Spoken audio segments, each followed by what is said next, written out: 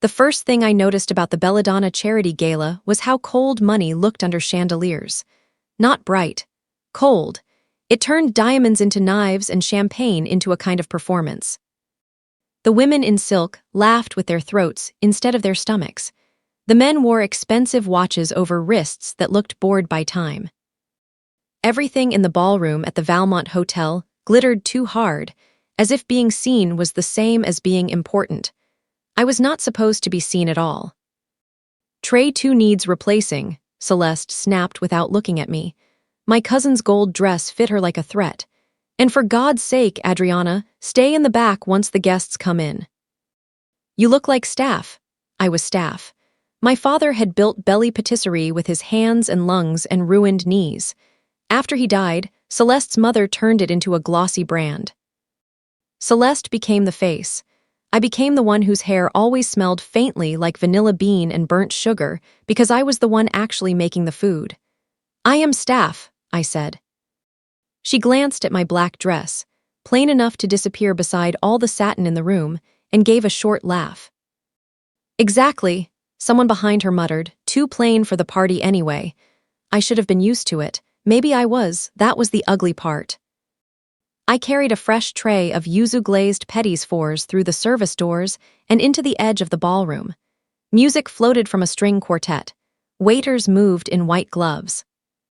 I caught the scent of orange peel, polished wood, perfume, hot lights, and beneath it all the sugar I had torched an hour ago for the caramel cages on the dessert table.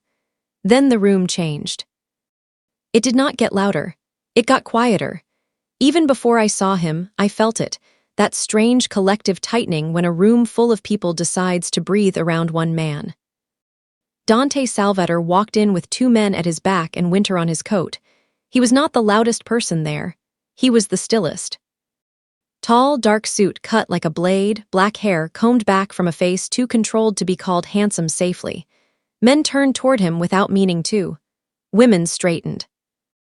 Even the quartet seemed to thin out around the edges. His right hand held a silver lighter. He flipped it once. Click, closed it. Click. I had never heard such a small sound carry so far. Celeste appeared at my elbow with a tray of champagne flutes. "He came," she whispered, suddenly breathless. "Oh my God." I did not move. I had been reduced all evening. It made observation easy. A waiter passed with the last-minute garnish bar, candied citrus twists, sugared rosemary, blood orange pearls. One flute on Celeste's tray had a narrow twist of kumquat instead of orange. Strange. I leaned closer, citrus, brute, and under it bitter almond. My heart gave one hard, ugly knock. No. I stepped forward before I had time to think about the kind of man Dante Salvator was, or whether getting between him and anything was how women disappeared from cities. Celeste had already reached the tray toward him with a smile she would later practice in mirrors. "Mr. Salvator," I took the glass out of his hand. Gasps broke across the nearest cluster of guests, like a dropped string of beads. For one stupid second, I understood exactly what it looked like. Plain girl from the margins lunging for a mafia boss's drink in the middle of a charity ballroom. His men moved instantly. One hand at my throat, another at my wrist. Crystal tilted, music broke off. "Don't," I said, and because panic would only get me killed, I did the worst possible thing. I drank. Not enough to swallow, just enough to coat my tongue. Bitter almond hit first, then the acid edge beneath it, masked badly under candied citrus syrup. Poison. I spat into a linen napkin and shoved the glass sideways, so hard it shattered against a marble pillar. "Tell your men to stop moving," I said, because a waitress had frozen beside the broken glass and was about to put her bare hand down in it. "She'll cut herself." Silence. Real silence this time. The hand at my throat eased, not gently. Dante looked at me as if I had stepped out of a wall. His eyes were very dark, not warm, not cold either. Assessing. Like he had opened a ledger and found an entry that should not have existed. "You drank it," he said. My tongue had gone numb at the edges. "Enough to know." His gaze dropped to the shattered flute, then to the trembling waitress, then back to me. Most men with power wanted to be noticed first, feared first, admired first. He noticed the order of what I had done. I had taken the danger out of his hand. Then I had worried about the girl who might bleed. His lighter turned once in his fingers. Click. The ballroom woke up all at once. Voices, shoes, someone crying. One of Dante's men dragged the head waiter forward. Celeste started babbling that I didn't know what I was doing, that I worked in the kitchen, that she was so sorry, as if apology were a thing that could sweep poison under the carpet. Dante did not look at her. "Who is she?" he asked. Nobody answered quickly enough. I heard my own name leave my mouth before anyone else could make it smaller. Adriana Belli. Belli. His expression altered by a fraction, enough for me to know he recognized it. Not me. The name. I should have stayed quiet then. I should have bowed my head. I should have remembered every story I had ever heard about Dante Salvator, and how many men stopped speaking entirely after disappointing him. Instead I said, "If you want the bottle, it was poured from the tray bar, not the banquet cart. Whoever dressed that garnish knew what they were doing." One of his men gave a humorless laugh. "Boss, she's ordering the room now." Dante took one step closer. I had to tilt my chin up to meet his eyes, and even then I was more aware of his hands than his face. Large, steady.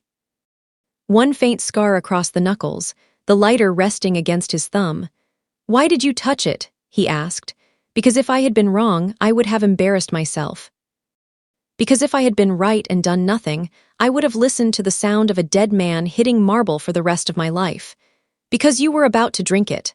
Not clever, not brave. Just true." Something in his face went still in a new way. Behind me, Celeste found her voice. "Mr. Salvator, if there's anything we can do." He did look at her then, and it was the kind of glance that made polished people remember God. "There is." Her smile returned too fast. "Anything," he pointed at me. "I asked for her instead." It took a second for the sentence to land, then 3. Celeste blinked. "I'm sorry, the one who moved." His gaze stayed on me. "She comes with me." The room seemed to tip. "I'm not going anywhere." His mouth almost changed. Not a smile, something more dangerous than that. "Tonight," Dante Salvator said, "you are." The car smelled like leather, rain on wool, and whatever cold clung to men who spent too much of their lives outdoors after midnight. I sat rigid in the back seat, my numb tongue pressed against my teeth, trying to decide whether I had made the bravest choice of my life or the stupidest. Manhattan slid by in fractured gold through tinted windows. Nobody spoke for the first 10 minutes. Dante sat beside me, not touching me, not crowding me, somehow occupying more space by remaining perfectly still. In the front, the man with the broken nose profile drove like the city owed him right of way. He checked the mirror once and caught me watching. "Relax," he said. "If the boss wanted you dead, you wouldn't have this much legroom." Dante didn't tell him to shut up. That worried me more. I folded my hands in my lap so he wouldn't see them shake. "That is an extremely strange version of comfort." The driver snorted. "Nino Bersi, logistics, driver, unpaid philosopher." "Underpaid," Dante said. Nino sighed. "See, abuse." "Daily." That nearly made me laugh, which felt so inappropriate inside a moving prison that I pressed my mouth shut instead. We crossed a bridge and left the hotel glass behind. The house, when we arrived, was not really a house. It was an estate folded into the edge of the city behind iron gates and trees black with rain, stone steps, tall windows. The kind of place where silence probably had its own staff entrance. Inside, warmth hit me first, then marble under my shoes. Then the unmistakable smell of garlic, tomatoes, and bread from somewhere deeper in the house. Home, if home had security cameras. The front doors shut with a weight that made something in my stomach sink. A woman in her 50s with silver-streaked hair and forearms, like she needed both dough and men, into submission emerged from a side corridor, wiping her hands on an apron. She took in Dante, me, and the armed men behind us in one sweep. "You're late," she told Dante. Then she looked at me. "You're too thin." "Teresa," Nino said mournfully, "if you start with her, there is no hope for me." She clicked her tongue. "There was never hope for you." "You're built like regret." Nino put a hand to his chest. "One day you'll mourn me." "I'll fry cutlets," she said. I laughed then, I could not help it. The sound came out startled and small, like I had found it under debris. Teresa's eyes softened. "There, she's alive." Dante watched the exchange with that unreadable stillness of his. "Guest wing," he said to one of the guards. "No one in or out without my word." Guest wing, not kidnapping, architecture. I found my spine again. "You cannot keep me here." He met my gaze. "I can. Legally. Does this house feel legal to you?" Nino made a choking sound that might have been a hidden laugh. Teresa smacked the back of his arm without looking. My room was larger than my entire apartment over the bakery had been. Cream walls, dark wood, a bed too elegant to sleep in without apologizing, a bathroom bigger than our kitchen downstairs. One set of French doors that opened onto a small balcony, and I discovered after one failed attempt, a lock on the outside iron screen. I turned when the guard left and heard it. Click. Not the lighter this time. The door, locked from the outside. I stood there for a long second, breathing through my nose. Then I did the only useful thing my panic ever let me do. I took inventory. Water, towels, window, hairpins, heavy lamp, no obvious camera, no obvious weapon. Silk robe, useless. A small plate of pears and sharp white cheese left on a side table. Weirdly civilized captivity. A knock came 40 minutes later. Not waiting for permission, Teresa entered with a tray of broth, toasted bread, and tea. Dante followed her in, stopping just inside the doorway. He had removed his coat. Without it, he looked less like a public myth and more like a man who had spent his life teaching rooms how to behave. Teresa set the tray down. "Drink that before your nerves eat your stomach lining." "I'm not hungry." That wasn't a question. She left with a look at Dante that seemed to say, "Do not ruin my work." He stayed. I hated that my pulse changed when we were alone. "Was there enough in the glass to kill you?" he asked. "No, it was coated, not loaded." Whoever did it wanted a precise dose. I lifted the teacup mostly to have something in my hands. A direct pour would have been sloppy. His gaze sharpened. "You know poison. I know flavor," I swallowed, "and how hard people work to hide bitterness." Something unreadable passed over his face. "Your family bakery catered the Belladonna Gala." "My father's bakery," I corrected automatically. "Now my step-aunt's image machine with croissants." That almost smile ghosted again and vanished. "You resent them. You took me from a hotel in front of half the city. I think we can skip to the part where honesty doesn't get me punished." He leaned one shoulder against the wall by the door. He did not come closer. I noticed that, and because I noticed it, I hated myself a little. "Honesty rarely gets punished in this house," he said. "Stupidity does. I saved your life." "Yes. Then why am I locked in?" "Because someone used your workplace to put poison in my hand." His voice stayed level. "Until I know whether that was coincidence or design, you stay where I can see the angles." "I'm not part of it." "I know." The answer came too fast. I stared at him. "Then why am I here?" His fingers moved over the silver lighter once, though he didn't open it. "Because the people who tried to kill me now know you stopped them." That landed differently. I set the cup down too carefully. "My apartment is over the bakery." "I know." "My staff key is under the basil planter." "I know." My throat tightened. "My cousin will survive a night without you." There was no cruelty in it. That was almost worse. Cruelty I knew how to push against. Competence like his had no surface to bruise. I crossed my arms. "What are your rules?" His eyes dropped to the movement, then lifted again. "No touching. Not even an inch between us, and yet I felt it like heat." "You do not leave the room without an escort," he said. "You do not answer unknown numbers. You do not go near the gates. If I tell you to move, you move. If I tell you to stay down, you stay down. And if I say no, then I carry you." The room went very quiet. I should have snapped something back. Instead, I looked at his hands again. The lighter.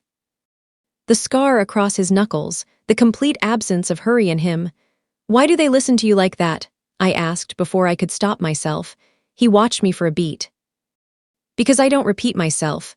Then he pushed off the wall, turned and left. The lock clicked after him. I stood in the center of the room, with the tea steaming beside me. and his rules settling into the furniture like another form of weather. From the corridor, very faintly, I heard Nino say, "Teresa, if those are ricotta fritters, I rebuke you in the name of discipline." Teresa replied, "Discipline is for priests." "Eat." I pressed a hand over my mouth, swallowed a laugh, and stared at the locked door. This was my life now. Captivity changed texture by morning. At night, it had been panic in sharp edges. By breakfast, it was repetition. A tray at the door, a guard in the hall. The rain gone, the windows bright, the estate too quiet in the wrong places and not quiet enough in others. I discovered quickly that there is only so much dignified pacing a woman can do in silk pajamas before she starts resenting architecture on a spiritual level. By noon, I was feral enough to try the door before the knock came. Teresa stepped in with folded clothes over one arm and a look of personal offense. "If you scratch the paint, I'll have your hands. I'm being held hostage, and yet you still have skin." "Put this on." She tossed me dark jeans, a cream sweater, wool socks, and because apparently even imprisonment in this house was curated, soft leather slippers. "Why?" I asked. "Because if you keep staring at the walls, you'll become wallpaper, and I already dislike this room." She jerked her chin toward the hall. "You're coming downstairs." The guard unlocked the door. I blinked at him. "Am I allowed?" "No," Teresa said, "but I am." The kitchen below was the first place in the estate that felt inhabited by human beings rather than power. Copper pans hung over a stone island. The oven heat softened the edges of the room. Crushed basil, simmering stock, coffee, rising bread. A bowl of blood oranges on the counter glowed like lacquer. Nino sat at the long wooden prep table with a digital food scale, a black coffee, and the expression of a man awaiting martyrdom. He looked up as I entered. "Ah." "The witness emerges." "Hostage," I said. "Guest," Teresa corrected. "Prisoner with folded towels," I clarified. Nino pointed his spoon at me. "You'll do well here." "Precision." Teresa set a plate in front of him. It held 3 fried pastries dusted in sugar. Nino shut his eyes. "This is attempted murder." "This is Zeppeli," Teresa said. "I have a fitting in 3 weeks. You've had a fitting in 3 weeks for 4 months. He looked at me solemnly. "You see what I survive."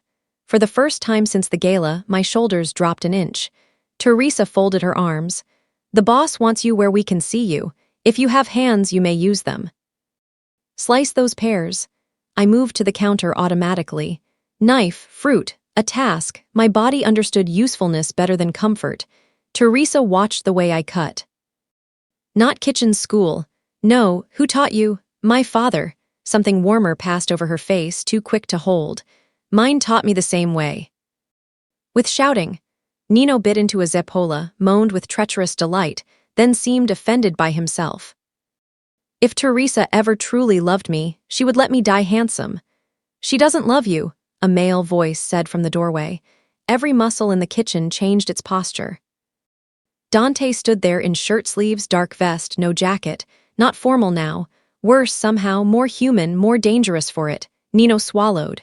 "You wound me, boss." "Daily discipline," Dante said. His gaze moved to the cutting board in front of me, pears in even crescent slices. No wasted flesh, no ragged edges. It should not have mattered that he noticed. It mattered. "I need the list from the gala caterers," he told Teresa. "I already took it from the office," she said. He nodded once. Then to me, "Walk with me," not a request. I wiped my hands and followed him out through a corridor lined with old oil paintings and silence.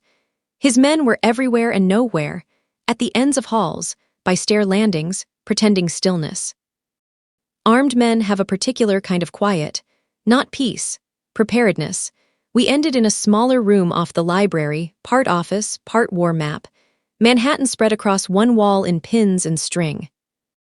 A second table held invoices from the gala, staff rosters, photographs, and a crystal bowl full of the poisoned kumquat twists, each one sealed in evidence bags. I stared. "You kept the garnish." "I keep everything." The answer should not have sounded intimate. He motioned toward the bags. "Show me." I went to the table. The kumquat peel had been candied too quickly. Sugar bloom along the edge, wrong kind of glaze. I lifted one bag, held it to the light, then inhaled through the plastic. "See this clouding?" I said. "The syrup split under high heat. Whoever made these rushed the reduction." I pointed at another. "This one was candied separately and added late. Different hand." Dante watched my fingers, not just the evidence. "That means the poison twist wasn't made with the others." I looked up. "Whoever set the tray had kitchen access but not pastry training. Can you prove it? If you get me the syrup base from the hotel refrigerator, yes." He held my gaze. "You're very sure? This is the only thing I have ever been allowed to be." The words came out flatter than I meant them to. They hung there anyway. His lighter clicked open. For half a second I thought he would light a cigarette. He didn't smoke. He only watched the small flame, then shut it again. Click. "What did they call you at the gala?" he asked. The question was so unexpected it hurt. I looked at the map instead of him. "Nothing I haven't been called before." "What?" I laughed once, without humor. "Too plain for the party." Silence. "Then sparrows are plain too." I glanced at him. He had not moved. "People only call them ordinary because they've never learned what survives winter." Something in my chest shifted in a way I did not trust. Later, when he left the room to take a call, I found myself alone among his maps and evidence bags and too many careful things. On the edge of the desk sat a photograph turned half away. Curiosity got me before caution. A girl of maybe 14 smiled out from the frame. Dark eyes, dark braid, a medal at her throat. Lucia, written on the back in faded blue ink. I put it down immediately, ashamed of having touched it. Dante re-entered just as I stepped away.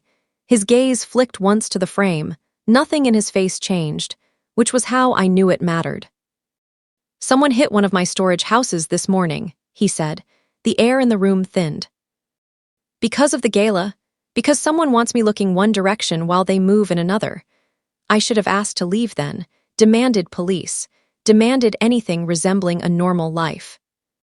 Instead, I heard myself say, "Then the poison wasn't just a kill, it was a message." His eyes rested on me with a weight I could not read. "Yes." The silence that followed was not empty, it pressed. Then he stepped around me to reach the desk, and his hand landed briefly at the small of my back to move me aside. Just enough contact to become a problem. Warm, steady, gone too fast. My breath caught before I could hide it. So did his. Neither of us mentioned it.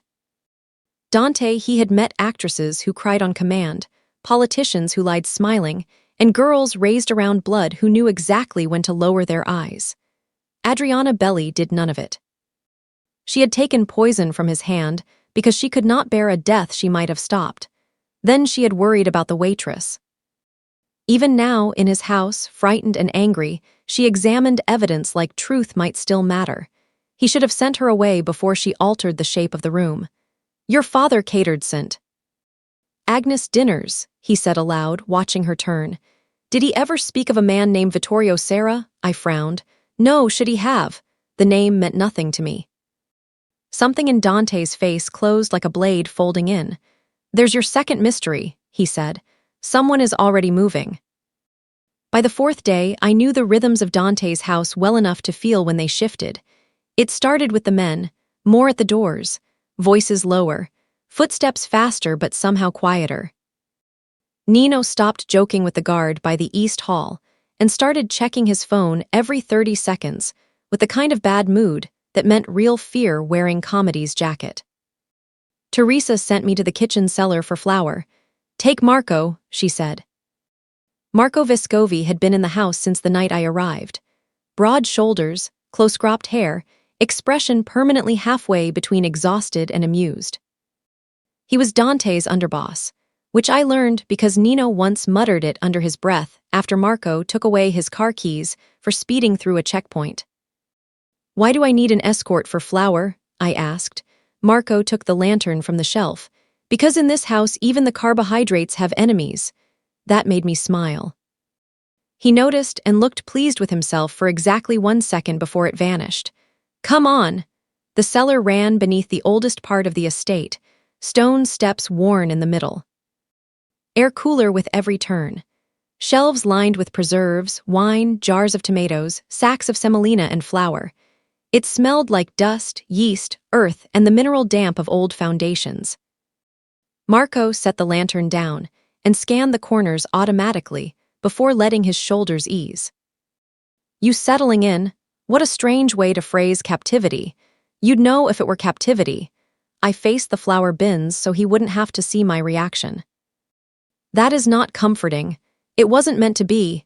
He helped me lift a sack to the cart, then quieter, "You should understand something. Dante isn't keeping you close because he's suspicious of you." I turned. "Then why?" Marco's mouth tightened. "Because once he decides something is his responsibility, he gets unreasonable." The sentence went through me too fast.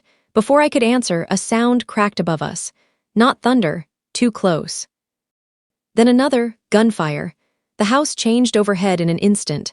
Shouts, running feet, metal. Marco swore and pushed me backward so hard my spine hit the shelving. "Stay behind me." The lantern went out in the jolt. Darkness swallowed the cellar, thick and immediate. My breathing turned loud in my own ears. Marco had one hand on his gun, the other braced across me. Somewhere above, glass shattered. We heard a body hit the stairs. Marco fired once. The muzzle flash lit the cellar in broken white. A man halfway down the steps, another shape behind him. "Move," Marco snapped. He grabbed my wrist and pulled me through the narrow passage between shelves. Flour dust lifted under our feet. A bullet punched through wood beside my shoulder and showered me with dry grain. I ducked hard, slipping on scattered semolina, and something sharp tore across my palm as I caught myself against splintered shelving. Pain flashed bright. Marco kicked a side door open into the pantry annex and shoved me through. "Bolt it." "What about you?" "Bolt it, Adriana." I did, hands shaking so badly I nearly missed the latch. Marco stayed outside. Gunshots again, a yell cut off, then silence so abrupt it felt wrong. I pressed my bleeding hand to my sweater and backed toward the far wall. The pantry had no windows. Just shelves, hanging herbs, the smell of olive oil and dried peppers, and one strip of light under the door that told me the house still existed beyond my fear. Then footsteps, measured, not hurried. The latch lifted. I had grabbed a chef's knife before I even knew I had moved. When the door opened, I was standing there with flour in my hair, blood on my hand, and a knife pointed at Dante Salvator's chest. He looked from the blade to my face. "Good," he said. Then he stepped inside and shut the door behind him. I lowered the knife by instinct and hated that instinct immediately. "Marco, alive," a beat. "Shot one." "We'll know more in a minute." His gaze dropped to my hand. Blood had soaked the edge of my sleeve. He crossed the room in 2 strides. "I'm fine." "No." He took my wrist before I could pull away. His touch was careful, in a way I did not expect from a man who had probably broken more bones than I had baked cakes. He turned my hand palm up.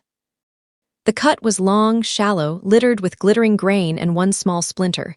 "Sit," I said. "Adriana." The way he said my name ended the argument without raising his voice.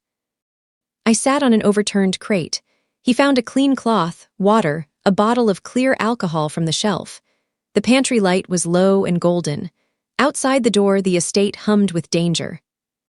Inside, the room had narrowed to my pulse and his hands.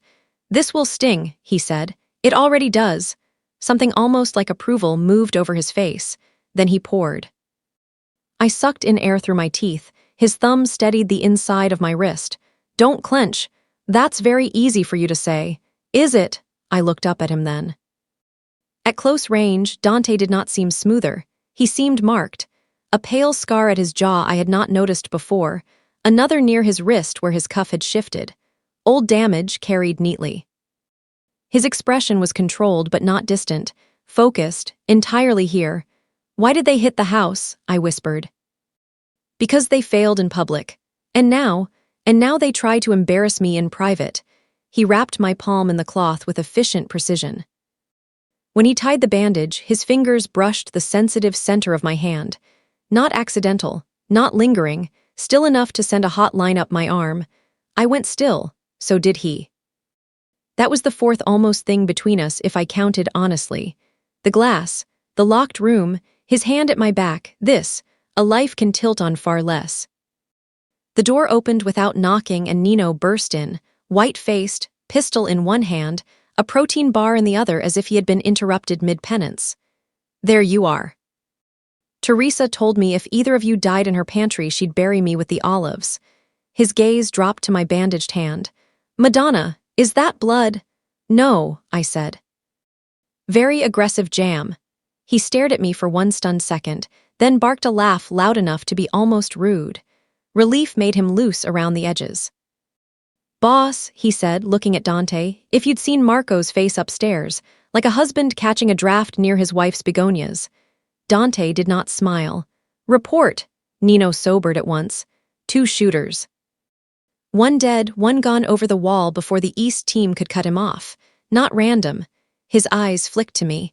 "And your bakery was broken into an hour ago." The world narrowed. "What? No staff hurt," he said quickly. "Closed before service, office tossed, basement freezer opened, nothing obvious taken." My throat went cold. Dante's expression changed by a fraction. "That was enough. Get the car." Nino nodded and disappeared. I stood too fast. "I'm going." "No, it's my father's shop. It's a crime scene." "I don't care." His gaze held mine, hard, calm. "Absolute. Neither do I," he said. "You're still not going alone." That should have felt like another lock. Instead it felt, shamefully, like the opposite. When he opened the pantry door, the silver lighter turned in his hand. Click. He looked back once. "I asked for you because you moved toward the danger," he said quietly. "Do not make me regret rewarding that instinct." Then he led me out into the broken, waiting house. The bakery looked violated in a way that made me angrier than fear ever could.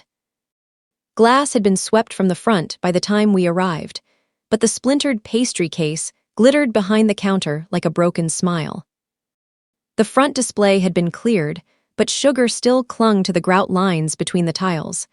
Whoever came through here had not just searched, they had wanted the place to feel handled. My throat tightened at the sight of my father's workroom beyond the swinging door. The old mixer sat where he had left it on his last good week, polished obsessively, even after his lungs had gone bad. The wooden rolling pin with the burn mark on one handle still hung beside the oven. Normal things, worse than wreckage. Dante's men moved through the back rooms with gloves and low voices, not police. More efficient, less interested in appearing righteous. "Nothing from the register," Marco said from the office doorway. "Cash untouched." "Then it wasn't theft," I said. Dante looked at me. No, the office was the true target. File drawers had been emptied. The floor was papered in invoices, permits, vendor contracts. A shelf lay tipped over, cookbooks scattered around it like bodies after a fall. My breath caught, not because of the mess. Because one book was missing from the shelf and lying open on my father's desk. Pasticceria del Cuore. It was not rare, not expensive. Just an old Italian pastry volume with his notes in the margins and flour permanently trapped in the spine. He used to keep it high, away from steam, away from Celeste's mother's reorganizing hands. No one moved it but him. I crossed the room before anyone could stop me. "Adriana," Dante said. "I know." I picked it up carefully. It opened to a page for VelvetMafiaTales. My father's cramped handwriting threaded through the margins. Temperature adjustments, butter substitutions, a complaint in dialect about cheap flour. Familiar enough to make my eyes sting. Then I saw the numbers. Not oven times, not yields, dates, initials, crossed references beside church feast days. I went very still.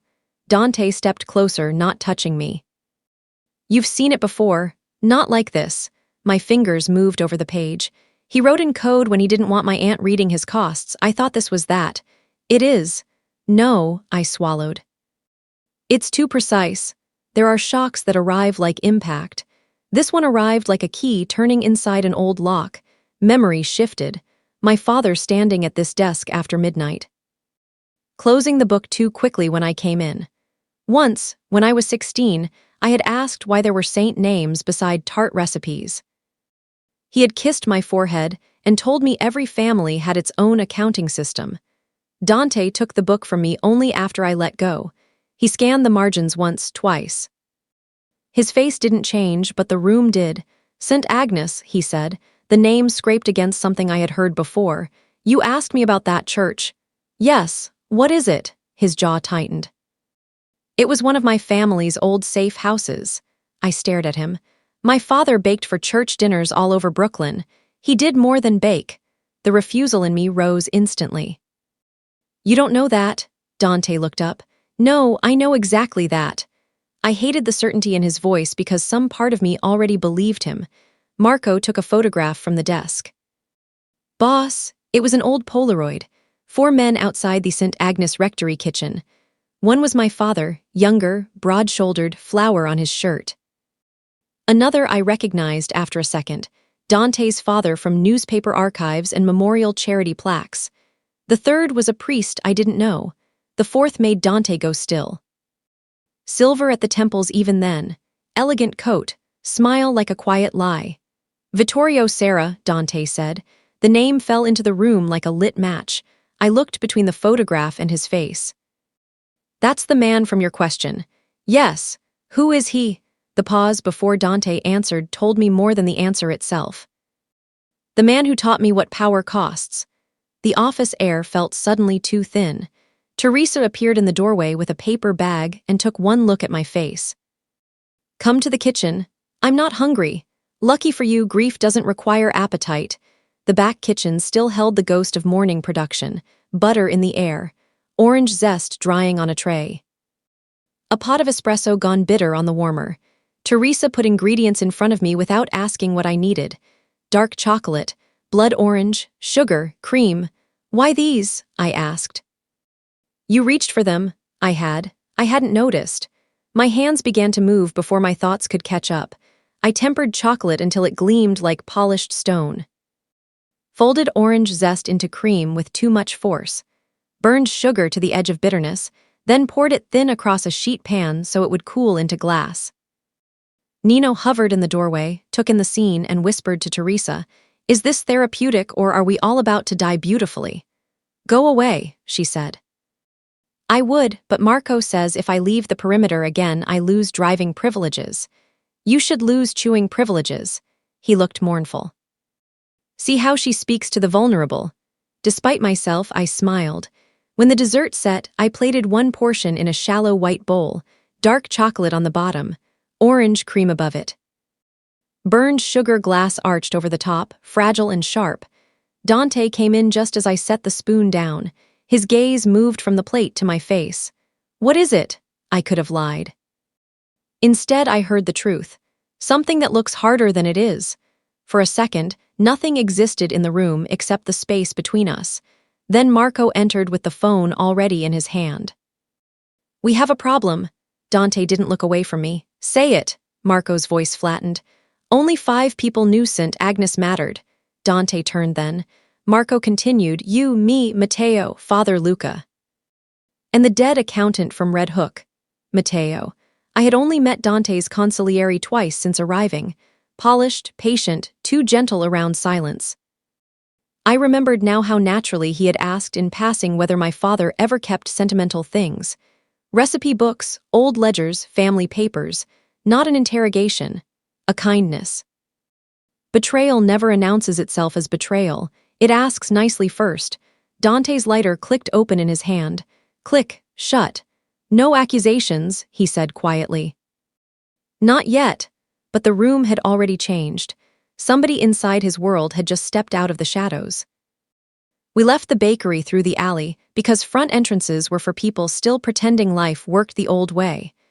Rain had started again, fine and cold. It silvered the trash bins and slicked the brick dark. Marco went first. Nino had the car running before we hit the curb. I would like the record to show, he said as I climbed in, that I have not emotionally recovered from bullets in a flour cellar or whatever yesterday was. It was a pantry, I said automatically. He pointed at me from the driver's seat. See, trauma and still precise. Dante slid in beside me. Drive. The city moved around us in wet streaks. Nobody mentioned St. Agnes for the first 15 minutes. Dante took a call in Italian, his voice low and terrible in its restraint. Marco answered another and cursed under his breath.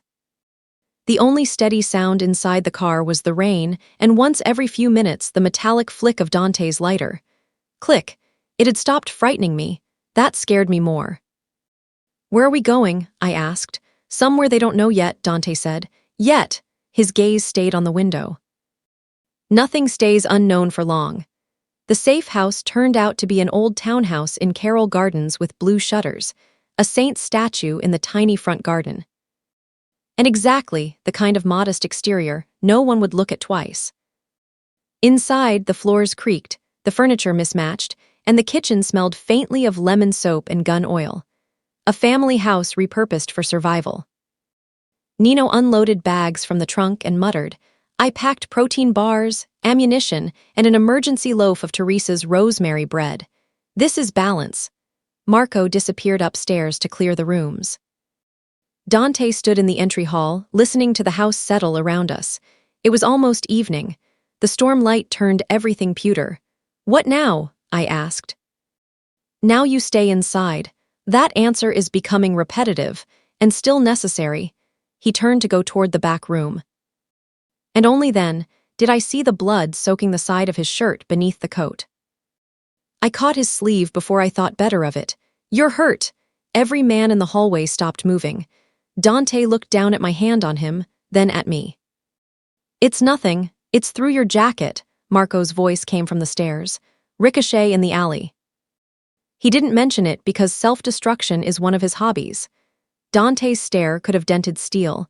Marco lifted both hands and vanished upstairs again. I dropped my hand like it had burned me. "Sit down." Dante did not move. "Do not make me repeat myself," I said, and heard too late how much I sounded like him. Nino made a sound like a swallowed laugh and immediately pretended to cough. Something flickered in Dante's face. Not anger. Surprise, maybe. Then he unbuttoned his coat and sat in the kitchen chair by the table. The bullet had only grazed him, but the skin along his ribs was split open enough to make my stomach turn. I washed my hands, found the first aid kit under the sink, and came back trying to ignore the fact that he was shirtless under the ruined fabric. All scars and hard control, and a body that looked built for violence, whether he wanted it to or not. I knelt beside him because standing made my hands less steady. "Hold still," I said. "I am holding still." "No." "You're enduring theatrically." Nino, rummaging through cabinets, whispered to himself, "I should sell tickets." "Bercy," Dante said. Silent as the grave, he was not silent. He did, however, retreat with the bread. I cleaned the wound as gently as I could. Dante didn't flinch. That made it worse somehow. The old scars across his side and shoulder crossed under my fingers like history written, in a language I hated understanding. "This one," I said before I could stop myself, touching the edge of a pale burn along his upper arm. "How did you—" "Fire." The single word closed the subject. I felt it. I changed tack. "I found the sugar book because they moved it." "I know. I should have noticed sooner." His gaze came down to me. "No, it was my father, and none of this is your fault." The certainty in his voice nearly undid me. I focused on the bandage instead. "That isn't how it feels." "No," he said quietly. "It never is." For a second I forgot to breathe. My fingers slipped on the tape. His hand caught my wrist automatically. Warm, strong, careful, one of those almost moments again. More dangerous every time. I looked up. He was already looking at me. The kitchen was silent except for the old refrigerator humming and rain ticking against the window. Somewhere upstairs, floorboards creaked beneath Marco's steps. Nino coughed in another room with exaggerated innocence. Dante released my wrist first. "Little Sparrow," he said, and for the first time the name didn't sound like possession. It sounded like a warning he was giving himself. "You need sleep." I should have moved away. I didn't. "Why did you really take me from the gala?" I asked. His eyes darkened. "I told you." "No, you told me why I was useful." The silence stretched. Then, very low, "Because you reached for poison before you reached for safety." The words landed somewhere behind my ribs. "In my world," he continued, "people save themselves first. Even the decent ones, especially the decent ones." His gaze stayed on my face as if he hated how much it mattered. You didn't. I did not know what to do with the look in his eyes then. It wasn't softness. That would have been easier. It was something rarer and more frightening. Recognition. Dante, he should have stood up. He should have told Marco to take her upstairs, posted 2 men outside the door, and put an ocean of discipline between them. Instead, he sat with her hands on his skin and thought, with cold clarity, that the room had shifted the first second she stole the glass. Not because she was brave. Because she had not even calculated the bravery. She had simply moved, toward death, toward a waitress who might cut herself, toward whatever needed doing. He had spent years teaching himself not to want what could be used against him. Then she had looked at his blood like it belonged on her hands if it kept him alive. A crash exploded at the back of the house. The window over the sink shattered inward in a spray of glass. Dante was moving before I understood what had happened, one arm around my waist, the other shoving me to the floor behind the table as gunfire ripped through the kitchen walls. Nino swore. Marco shouted from the hall. Dante covered my body with his. That was the worst part. Not the bullets, not the glass in my hair, not the heavy oak table jerking with impact. The fact that he covered me with himself without hesitation, as if his life and mine had already been sorted into that order. When the shooting paused, he rose in one terrible fluid motion. Gun out. Face empty. Stay down, he said. He moved through the doorway and the house seemed to become an extension of his will. 3 shots, a man screaming, Marco answering from the stairs. Nino yelling, "I hate cardio under fire." I crawled toward the broken pantry door because staying down and staying still had never been the same thing for me. Through the narrow opening, I saw Dante in the hall pin a bleeding attacker to the wallpaper with one hand and a gun to his throat with the other. "Who sent you?" The man spat blood. Dante did not ask again, he simply looked at him. The man broke first. "Sarah," he gasped. Dante's face changed in a way I would remember in my sleep. The shot that followed was efficient. Nothing theatrical, nothing loud, just final. He turned back to me with blood on his knuckles and rain on his shoulders. War had found us anyway. After the townhouse, nothing could pretend to be temporary. The attack had done more than prove we were exposed. It had moved the danger inside my body where I carried it now like an extra pulse. Every sound became a possibility, every silence too complete. Even sleep changed shape. I woke 3 times that night in a different safe house in Queens, because I was sure I had heard the kitchen window break again. By morning, Marco had a fever from a graze he claimed was annoying at best, which Teresa, arriving with food, curses, and enough medical supplies to outfit a small war called the language of idiots. "You all think stitches are a personality," she told the room. Nino sat at the table with an untouched bowl of frittata and the tragic expression of a saint denied martyrdom. "Teresa, if I eat this much olive oil, my shirt buttons will defect." She set more on his plate. "Then dye shiny." I laughed despite the knot in my chest. Marco, pale on the couch, lifted 2 fingers in victory. Dante did not laugh. He stood by the window, phone in hand, looking out over the narrow backyard where rainwater gathered in cracked stone. He had been like that for hours, present, silent, more dangerous than usual because his control had gone bloodless. The first call came just after noon. Celeste. Her name lit my screen like a previous life trying to claw its way back. Dante saw it from across the room. "No, it could be about the staff. It could be about your location." I hated that he was probably right. I hated more that I still answered. Celeste was crying before I said hello. "Aunt Myrla collapsed," she said. "The doctor says it's stress.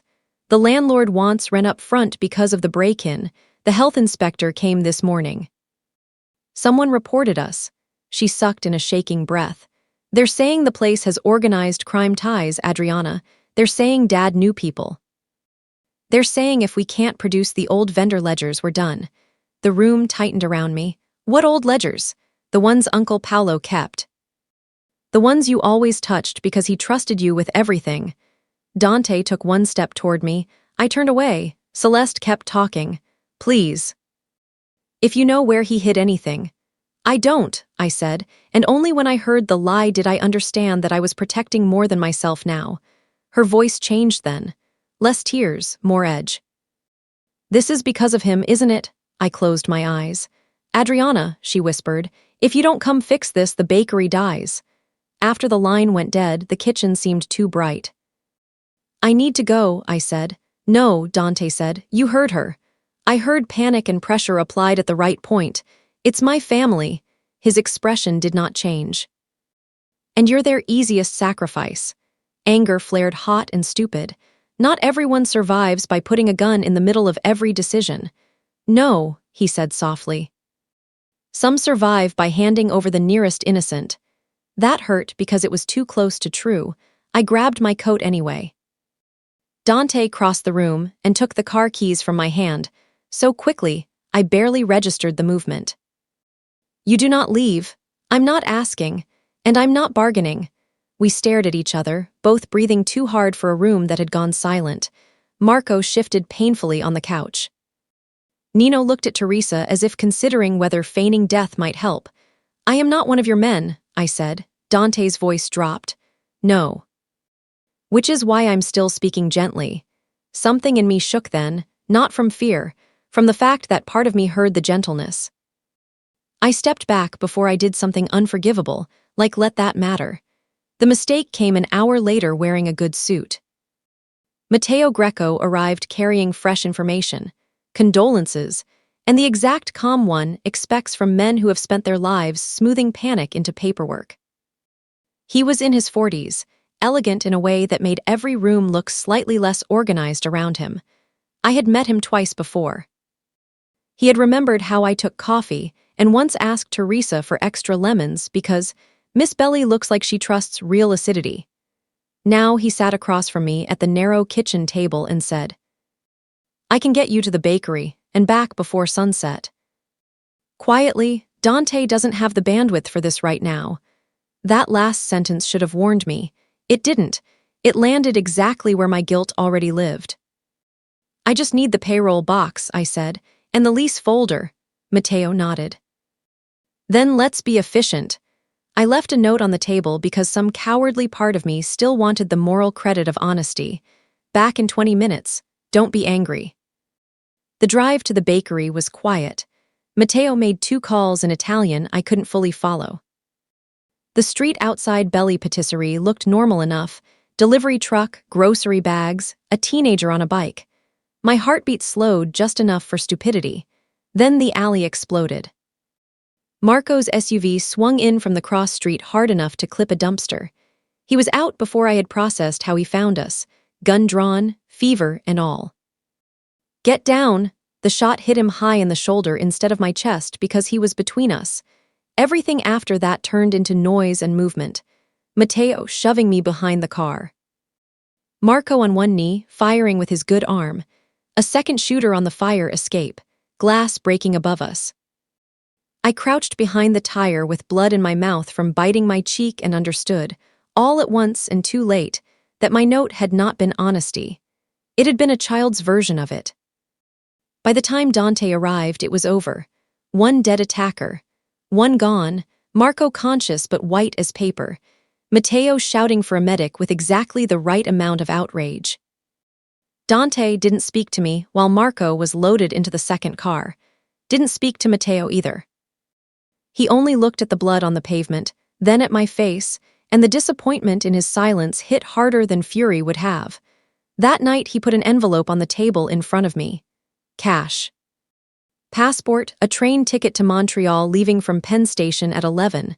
If you go now, he said, they won't expect it. My chest went hollow. You want me gone. I want you alive. And if I stay, his jaw tightened, then you stay knowing exactly what it costs. I took the envelope and left the safe house before he could see me cry. Penn Station was all fluorescent grief and rolling suitcases. My train was announced. People stood, hugged, left, chose. I held the ticket until the edges bent soft under my fingers. Then I thought of Marco bleeding because I had trusted charm over instinct. Teresa pretending anger because it was easier than fear. Nino carrying ammunition and bread with the same hands.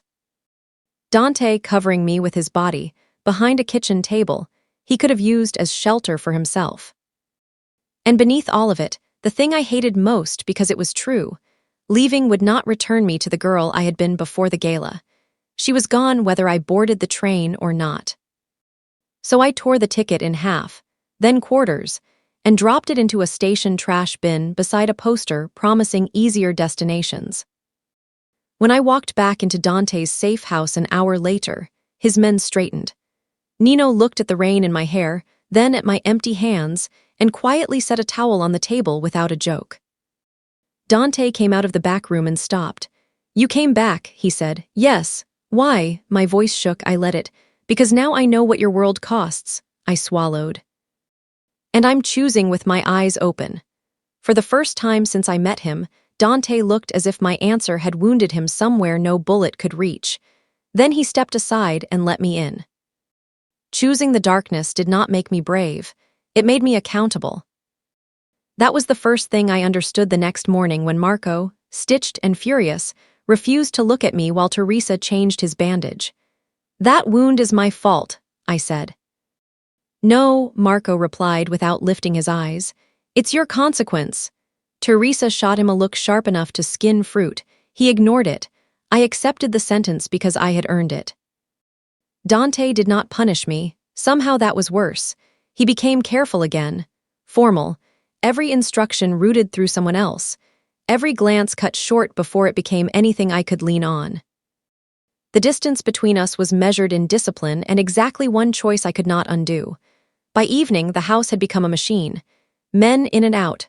Phones, maps, names written and crossed out.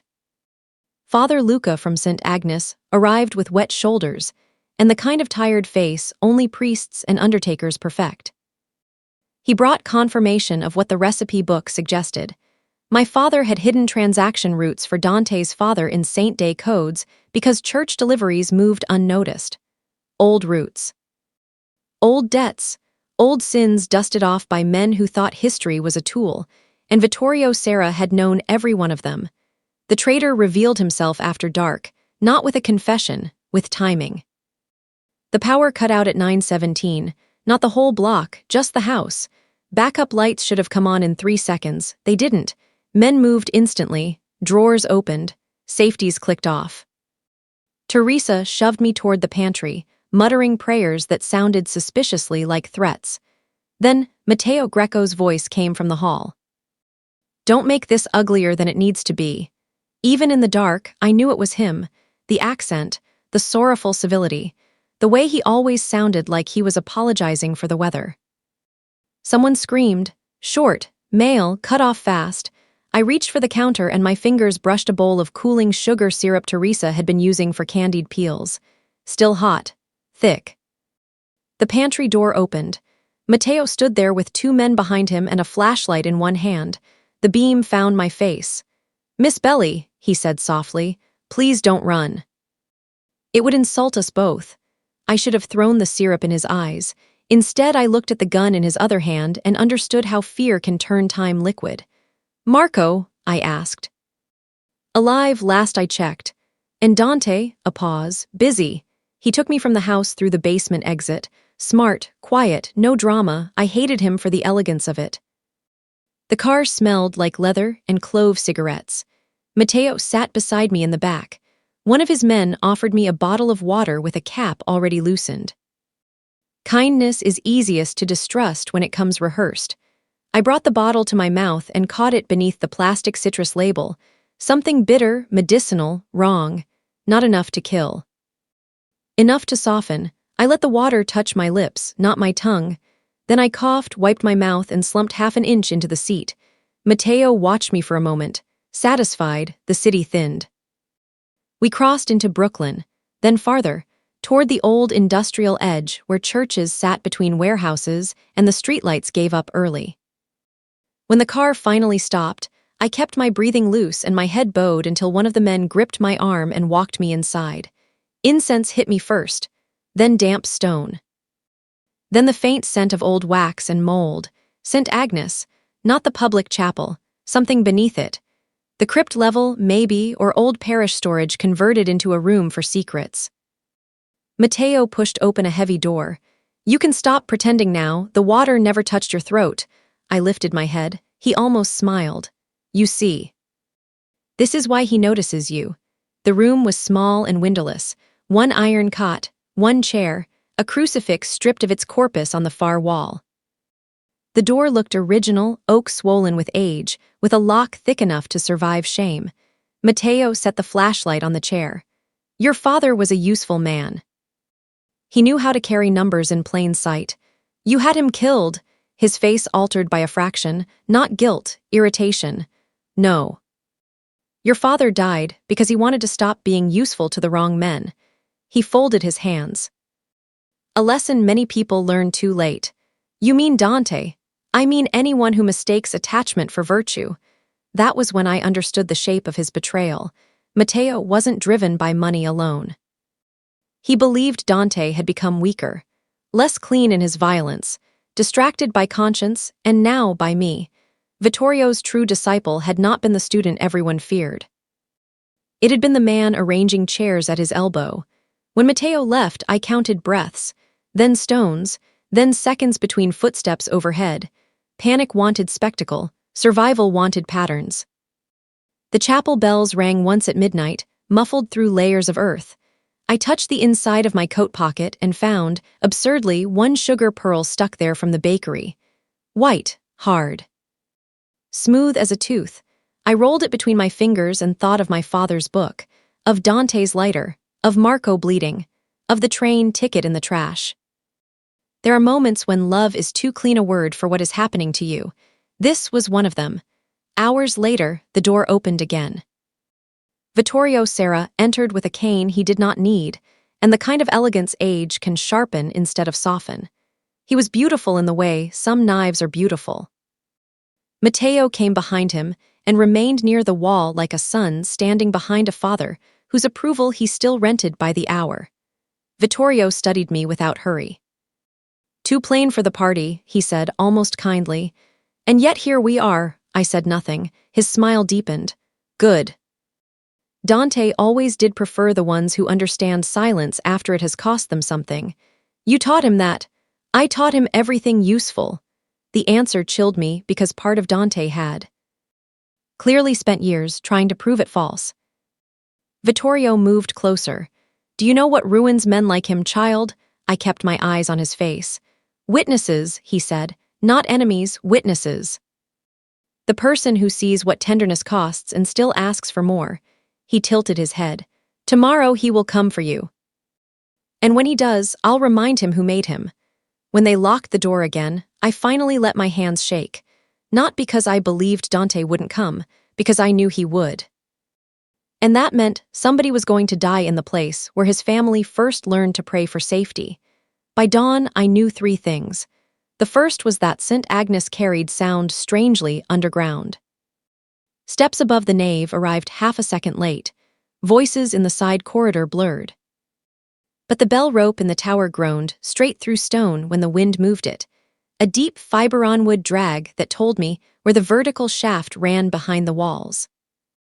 The second was that Mateo's guard on the left limped slightly on his right foot and hated waiting enough to smoke near the service stair, despite the priestly ghosts of the place. The third was that fear changes flavor in your mouth, metallic first, then stale. I used all 3. When the younger guard brought tea around noon, I tipped the cup as if my hands were too weak to hold it. He cursed, bent to wipe it, and I drove the tiny porcelain saucer edge into the side of his neck hard enough to stun, not kill. He went down choking. I took his keys, his pocket knife, and ran before courage had time to become morality. Up the narrow service stair, past a storage room filled with old choir binders. Into the hollow behind the bell tower where dust lay thick and pigeons had found entry through a cracked louver years ago. My breath sounded huge. Below, men shouted. Mateo's voice stayed calm. That was how I knew he was frightened. I climbed. At the top of the bell chamber, the city spread out in broken roofs and river light. Wind hit my face hard enough to bring tears. There was nowhere useful to go, no leap I would survive, no ladder down the exterior. only height and the knowledge that being visible could become its own weapon. So I stepped onto the narrow ledge inside the tower arch, where anyone entering below would see me first and have to think before they fired. When the church doors blew inward downstairs, I heard it even up there. Then shots, then a silence full of moving men. Dante's voice rose from the nave, not loud, not hurried, and more terrifying for both. Matteo. One name, that was all. The reply came thin through the stone. You made this necessary. No, Dante said. You volunteered. I could not see them from the tower, only hear the shape of it. Shoes over old tile, the click of a safety released, somebody moaning near a pew. Then Nino, absurdly clear in the middle of it all. If any of you put blood on Teresa's church loaf, I swear I'll haunt your grandchildren. A laugh almost escaped me. It came out as a broken breath instead. The fight below was short because Dante did not waste motion. That had become the most frightening thing I knew about him, not that he could be violent, but that he never seemed confused inside it. Violence answered him the way ovens answered me, precisely. I edged lower on the stairs when I heard the first bell rope drag. Someone was coming up, not Dante, the limp, the smoking guard. He had blood on his sleeve and desperation in his eyes. He saw me, grinned, and raised his gun with a shaking hand. You should have stayed put. I backed toward the arch, wind tearing at my coat. You should have quit smoking on old wood. His brow furrowed a second too late. I had kicked the lantern over at the base of the stair on my way up. Not enough to spread fast through stone, but enough to catch the dry pigeon nests packed into the lower timber frame. Smoke curled now, black and sudden. The guard swore and lunged. I moved sideways, not back. His injured foot slipped on the bell platform. The gun went off wild, deafening in the chamber. Then a shape hit him from the stairwell, so hard both men vanished from my line of sight. Dante came up with murder in his face, and blood already drying at his collar. Adriana, he said my name like he had been holding it behind his teeth for hours. I think I tried to answer. What came out was smaller than language. He crossed the last steps and reached for me. I did not realize I was shaking until his hands closed around my shoulders, and the shaking moved into him too. Neither of us kissed the other first. We simply stopped being able not to. It was not clean, not cinematic. There was smoke in the air and church dust on my tongue and the iron taste of fear not fully gone. His mouth found mine like a man returning to something he had already buried once and could not survive doing again. My hands went to his coat, then his face, then nowhere that felt like enough. He pulled back first, always him. Forehead against mine, breath rough, he said, "Tell me you're hurt." "I'm not," my voice trembled. "Not where it matters." His eyes closed for one beat as if the answer cost him. Down below, men shouted that the fire was contained. Nino yelled something about cardio and sacrilege. Life kept insisting on itself. "I came back," I whispered, because it suddenly felt like the real confession. "I know. No, I mean," I swallowed. "I chose this." "I chose you." The words were not brave. They felt like standing without skin. Dante's hands tightened just enough to be felt. Little sparrow. Nothing cold remained in it now. He kissed me once more, shorter this time, like a promise made under active threat. Then he looked past me toward the tower window, toward the city, toward whatever was next. "Vittorio's gone," he said. The world snapped back into sequence. "What?" Matteo bought him time. "And Matteo," a pause, "alive." His voice went flat. For now, that meant the true ending had not arrived yet. By the time we got downstairs, Father Luca was tending a wounded guard with torn altar linen. Nino had ash on his cheek and a bullet grazed through his sleeve. "You're bleeding," I said. He looked offended. "I am aesthetically inconvenienced." Teresa, who had apparently arrived with the second car because no one in Dante's orbit knew how to survive without her, clucked over him. "If you die skinny, I'll never forgive you." He blinked at her. "Was that affection? Don't get used to it." Even Dante almost smiled. Then Marco came in from the side chapel, pale but standing, and said the sentence that ended any illusion of reprieve. "We found Sarah's route," he said. "Red Hook, tonight." Dante took my hand then. Not hidden, not careful. And for the first time since the gala, I believed one of us might not come back from what was next. Red Hook smelled like salt, diesel, rust, and old money rotting inside newer lies. The warehouse Vittorio had chosen sat near the water behind a chain-link fence, and 2 blind security cameras that were only blind because Dante's men had made them so 30 minutes earlier. Inside were the last of the old route ledgers, a shipment of guns disguised as church restoration materials, and if Marco's read on the intercepted calls was right, Vittorio himself. Dante wanted me 2 blocks away in the backup car. I wanted to set his coat on fire.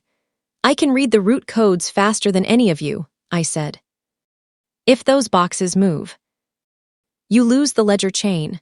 I'll lose more if you're inside. Stop deciding that for me. The argument happened in a dark loading bay under one bad bulb while rain threatened but hadn't committed. Yet. Marco pretended not to hear. Nino leaned against the van holding a bulletproof vest and radiating the exhausted disgust of a man who had developed emotional intimacy with danger by force. For the record, he said to nobody, I oppose all plans involving docks, rain, and unresolved sexual tension. Bercy, Dante said, I'm putting the vest away. I'm just narrating my suffering. Dante looked back at me. It would have been easier if he had shouted, easier if he had used power where I could brace against it. Instead, he stepped close enough that I could feel the storm cold in his coat. I am not deciding because I enjoy it, he said quietly. I am deciding because if he gets a hand on you, I will stop being the man who can come back from that. The truth in it hit hard enough to leave no room for pride. So I compromised the only way I could. Then don't let him. Something passed between us, frustration, fear, the shape of trust having to form under pressure. At last Dante took the vest from Nino, put it in my hands and said, You stay with Marco, you move when he says, not a second later. I put it on. That was how I ended up inside anyway. The first part went clean. Too clean. Marco's team cut the side entrance. Dante and 2 men moved through the office wing. Nino stayed in the van feeding updates from the intercepted radio and whispering prayers to saints he only remembered under fire. I followed the route markings from the recipe book codes painted faintly on the crate numbers. Saint initials, feast dates, flour weights standing in for calibers. My father had hidden a map in pastry language. I hated him and missed him in the same breath. Then we found the chapel crate.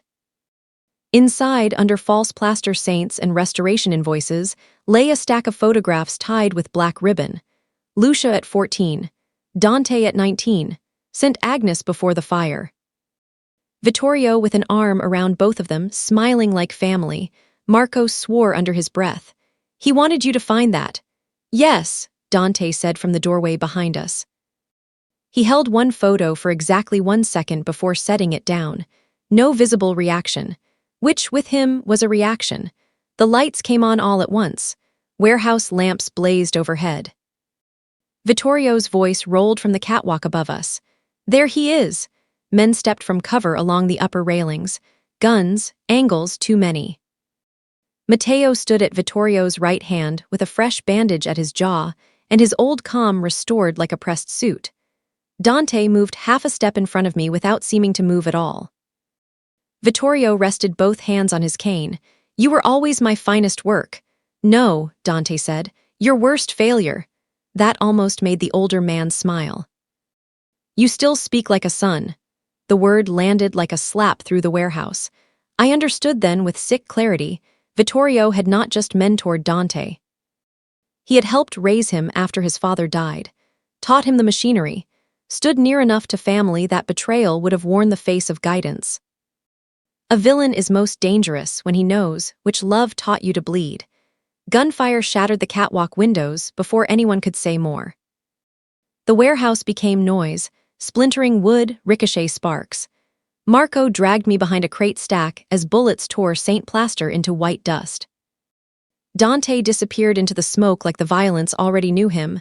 I did what he told me, for 30 seconds. Then Marco took one in the leg and went down hard.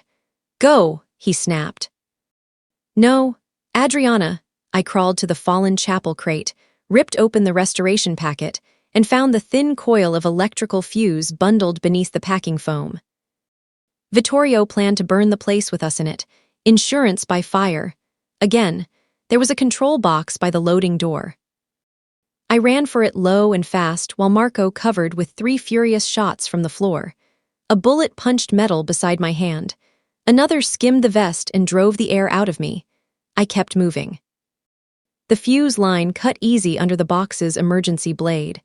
The detonation system died with a pop and a shower of sparks. Across the warehouse, Dante saw it happen. He looked at me once, rage, relief, something more naked than either, then turned that face upward toward the catwalk where Vittorio had begun to retreat. Everything narrowed after that. Marco yelling for the East team, Nino over the radio shouting, "If anyone lets the old devil reach the water, I'm resigning spiritually." Matteo trying to flank Dante from the stairwell. I saw that one. "Left," I screamed. Dante pivoted in time. Matteo's shot missed by inches. Dante's did not. Matteo fell against the railing, shock finally cracking his perfect composure. He looked not at Dante, but at me, as if I had personally violated his theory of the world by surviving it. Then he went over the side. Vittorio ran. Dante followed him to the upper office overlooking the dock, and I knew before I reached the stairs that this ending would cost more than blood. I found them with the office door open and rain coming through the shattered windows. Vittorio had a gun in one hand. Dante had knocked the cane away. They stood 3 feet apart, both breathing hard, the river black behind them. "You think love makes you better than me?" Vittorio said. "No," Dante replied. "I think it proves I never was you." Vittorio raised the gun. Dante shot first. Efficient. Center mass. Final. The old man sat down hard against the file cabinet as if surprised by gravity. For one impossible second, he looked tired rather than monstrous. Then even that left him. Dante did not move. Rain blew in over the sill. Somewhere below, men were shouting that the dock was secure. Marco was alive. The fuse was dead. The guns were ours. It was over. And yet when Dante turned to me, something old had closed behind his eyes forever. He had killed the man who made him. Some victories come back missing pieces. "It is over," he said. I believed him. I just didn't believe over meant easy. War leaves residue even after the dead are buried. It clung to the weeks that followed in practical ways first. 3 funerals, 2 hospital visits. 1 warehouse quietly redistributed through Dante's networks so no one could trace the old root scandal to the church charities that still needed to feed people. Statements issued. Names erased. Accounts moved. Violence turned into paperwork, which might have been the most unsettling transformation of all. Marco kept the leg and lost some patience. Teresa claimed the recovery proved God existed, and punishment was real. Nino acquired a dramatic cane for 6 days despite having no leg injury at all, until Dante threatened to break the cane over his back. "I'm creating atmosphere," he protested. "You're creating reasons." Meanwhile, Belly Patisserie no longer belonged to my family. I signed the deed transfer on a Wednesday morning in a lawyer's office that smelled like dust and printer toner. Celeste cried. Aunt Myrla did not. She only looked at me with the hard, exhausted face of a woman who had spent years confusing survival with righteousness. "You chose him," she said. Yes, the answer cost less to say than I thought it would. Perhaps because by then it was already the truest thing in my life. With Dante's money I argued over.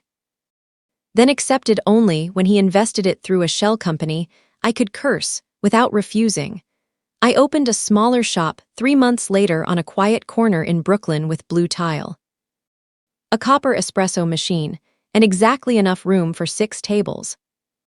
Not a palace, a place that smelled like butter and oranges by 6 a.m. and felt earned. Teresa came every Tuesday to criticize my sauce reductions and secretly beam. Marco inspected the locks twice a week and pretended he was there for coffee. Nino arrived daily under the lie of courier oversight and ate 1 pastry in the alley with religious guilt. And Dante came late, always after dark, sometimes only for 10 minutes between meetings. Sometimes long enough to sit at the back table while I closed, his silver lighter resting near his hand, the metallic click of it somehow now more reassuring than any prayer I had ever known. Click. Home, that frightened me still in small, honest ways, not because I doubted him, because I no longer doubted myself. On the first warm night of spring, he took me back to the estate for dinner in the garden behind the house. No men at the table. Just strings of low lights through the olive trees in planters, white plates, Teresa's sea bass, and the city humming far enough away to sound almost merciful. Nino and Teresa argued in the kitchen window visible from the path. She said yes, I murmured. Dante cut his fish. To dinner, it's still progress.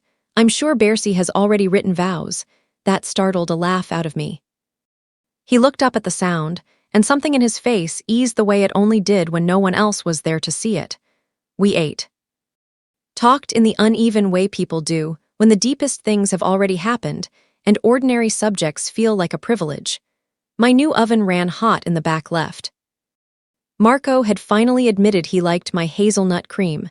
Father Luca had blessed the shop and accidentally cursed the espresso machine in Latin when it sprayed him. Night settled warmer. At some point, Dante reached into his coat pocket and set a small velvet box beside my water glass. I stared at it, then at him. There are moments when a life turns. This was not one of those. That had happened already in worse places, under worse lights. This was something quieter. What is that? I asked, because apparently intelligence leaves the body under stress. A question. I did not touch the box. Dante's gaze held mine, steady, no performance in it, no fairy tale softness either.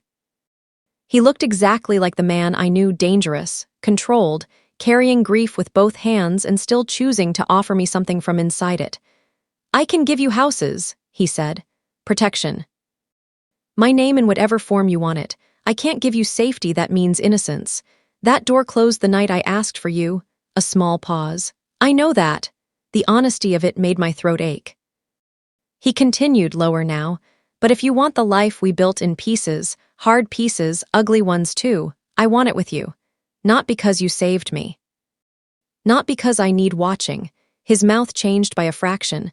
Though I do, another breath. Because when you walk into a room, I stop mistaking survival for living. I cried before I answered, which felt humiliating and exactly right. He did not rescue me from it. I opened the box. Inside lay a ring set with an old-cut diamond, flanked by 2 tiny orange, sapphires the color of candied peel. I laughed through tears. That is absurdly specific. You hate generic things. I hate lazy things. Then don't be lazy now, little sparrow. The nickname wrapped around me warm as skin. Nothing of the cold warning remained. Yes, I whispered. He did not slide the ring on in some grand, public gesture. He came around the table, knelt only enough to be level with my hands, and waited until I stopped shaking. Then he put it on me like something sacred and dangerous could coexist. From the kitchen window came a muffled crash and Nino's voice. Teresa, if this is your answer to romance, it's alarmingly violent. She shouted back. That was a pan. Not a proposal. Dante closed his eyes briefly, the nearest he got to laughter, and rested his forehead against mine. The lights overhead swayed once in the breeze. Nothing about the world had become innocent. And yet in that small patch of garden behind a fortified house, with the smell of basil and grilled lemon in the air, and his hand around mine. Ordinary felt like the most radical thing we had survived to earn.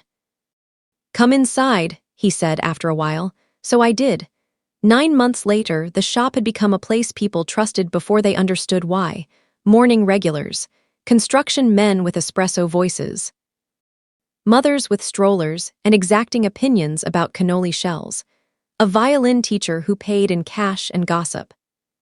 Tourists once in a while, lured by a food writer's article that called my blood orange tarts, disciplined heartbreak in pastry form, which I resented enough to frame in the office. By then, the ring on my hand had become ordinary weight, so had the security camera by the back door. So had Marco's Friday lock inspections, and Teresa's loud contempt for anyone who refrigerated tomatoes. So had Dante crossing my threshold after dark and setting his silver lighter beside the register, as if claiming space could be done gently if you did it often enough. Click. The sound no longer meant control alone. It meant he was here. The first winter storm of December rattled the windows just after closing. I was boxing leftover almond cake for the shelter-run Father Luca, still organized, when Nino burst through the door with snow on his coat and a scarf wrapped twice too dramatically around his neck. "Emergency," he announced. I looked up sharply. "What happened?" He pulled a folded paper from his pocket and slid it across the counter. It was a reservation card from a trattoria in Cobble Hill with 2 names written on it in Teresa's dense handwriting. Teresa Morello Nino Bersi. I stared. He stared back, offended by joy. "You see my burden." I laughed so hard I had to brace a hand on the pastry case. She finally said yes. She said, and I quote, "If you keep hovering in my kitchen like a haunted breadstick, I'll feed you in public once and see if that cures it." He looked toward heaven. I have never been more cherished. The bell over the shop door rang again. Dante entered carrying cold with him and shrugged snow from his coat. His eyes went first to my face, then to Nino's card, then back. "What happened?" "Nino's in love and Teresa's merciful." "God is real," Nino said solemnly. Dante removed his gloves. "That's a stronger claim than I'm prepared to make." Nino left 10 minutes later to prepare emotionally and choose a shirt Teresa cannot morally reject. His exact words, "I boxed the last cake." Dante checked the front lock, the back hall, the camera feed. Habit, still, maybe forever. I loved him enough now to let him keep some habits without mistaking them for distance. He came back to the counter and picked up the ribbon spool lying beside the shelter boxes. "You're doing too much lifting. I'm tying ribbon. You're carrying trays too. Your concern has become domestically oppressive." "Good." I smiled without meaning to, then the phone rang. Shop line, not personal. I answered while Dante watched the street through the frosted front window. The woman on the other end sounded young, frightened. She had been hired for a holiday gala downtown and thought someone had tampered with the dessert wines after a man in a charcoal coat asked too many questions about the donor table. Every nerve in my body woke at once. "Did anyone drink them?" I asked. "No, I remembered that article about you tasting something wrong once, and Father Luca gave me your shop number for catering emergencies." I was already moving for my coat. Dante turned. "What is it?" I told him in 3 clipped sentences. His face changed not with fear but with memory. "No, there are staff there. I'll send Marco. It's a poison question, Dante." He went still. Then the smallest, strangest thing happened. I reached for danger before I reached for myself. Again, I saw the exact instant he recognized it. The bell over the door shifted in the draft. Snow hissed at the windows. Between one heartbeat and the next, we were back in the ballroom that ruined both our lives and made them possible. "You hear it too," I said softly.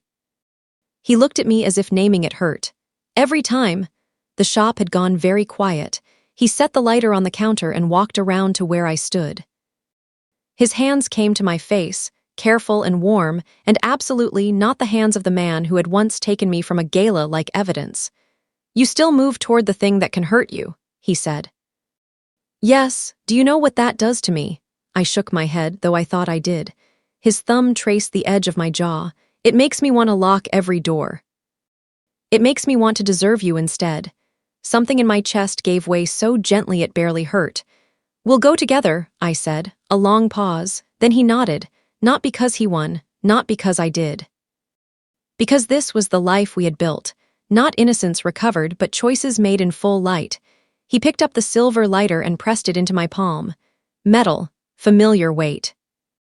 The clean line of it warm from his hand. "In case I'm not first through the door," he said. Chapter 1. The sound had frightened me. Now it felt like trust. I curled my fingers around it and rose on my toes to kiss him. Slow, certain, no almost left in it. When we pulled apart, the storm pressed white against the glass, and the future remained what it had always been, earned a day at a time, Never guaranteed, never clean. But it was ours. He opened the shop door for me. "After you," he said, "little sparrow, warm, entirely earned." I stepped out into the snow beside him and thought, not for the first time, that ordinary had been the most dangerous miracle of all. And maybe that is the thread that still doesn't rest easily in me, not whether I loved him, but whether love can ever be innocent after it has learned the price of survival. Would you have chosen Dante and let the simpler life burn for this one? Have you ever loved someone enough to walk willingly into the dark,